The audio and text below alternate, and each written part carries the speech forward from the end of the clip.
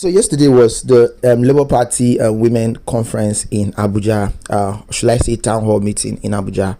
And yes, Peter Obi, the presidential candidate of the Labour Party, was there with his wife and one of the strongest activists I know right now, Aisha Yusuf. It was an amazing one. This is the little highlight from this particular one. Don't forget to subscribe to me here.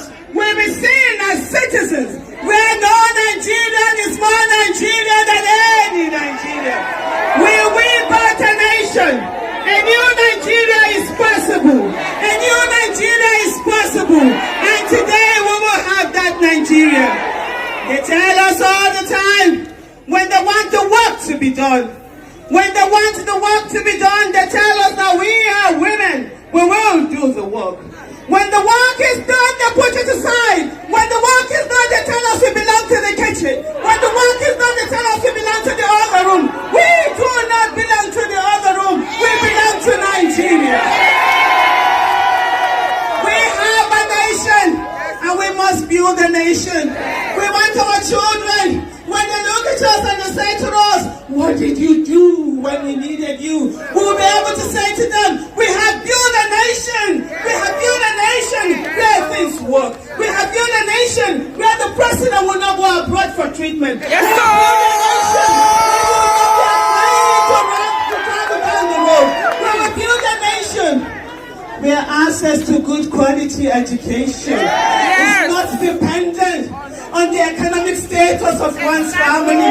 Most of us, we went to school at a time where access to good good quality education was there for everyone. People went to school.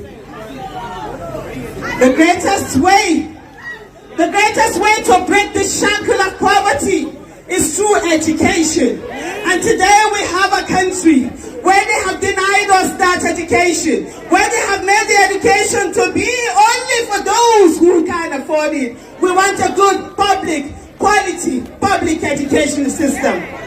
We want a way. Let me tell you something. During COVID-19, the rich also died. During COVID-19, the rich also died. When we are sick, that he was here. We have to face the healthcare system that it's not that good. And guess what? They tell us that it's our time. When a poor man dies, they say it's your time. But when COVID-19 happened, there was a lockdown.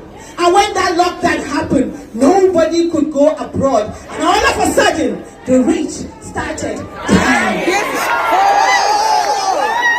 The only difference is not that it's not their time or our time. It's the access to good healthcare system, which we have been denied, which they have access to go outside.